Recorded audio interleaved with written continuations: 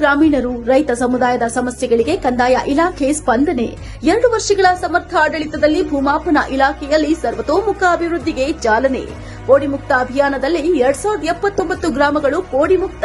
ರಾಜ್ಯದ ಆಯ್ದ 10 ನಗರ ಪಟ್ಟಣಗಳಲ್ಲಿ ಸ್ವಾಮಿತ್ವ ಮತ್ತು ನಕ್ಷಾ ಯೋಜನೆ ಜಾರಿ. ಸನ್ಮಾನ್ಯ ಮುಖ್ಯಮಂತ್ರಿಗಳಾದ ಶ್ರೀ ಸಿದ್ದರಾಮಯ್ಯನವರು ಮತ್ತು ಉಪಮುಖ್ಯಮಂತ್ರಿಗಳಾದ ಶ್ರೀ ಡಿಕೆ ಶಿವಕುಮಾರ್ ಹಾಗೂ ಮಾನ್ಯ ಕಂದಾಯ ಸಚಿವರಾದ ಶ್ರೀ ಕೃಷ್ಣ ಬೈರೇಗೌಡ ಅವರ ಜನಪರ ಕಾಳಜಿಯ ಆಡಳಿತಕ್ಕೆ ಕನ್ನಡಿ.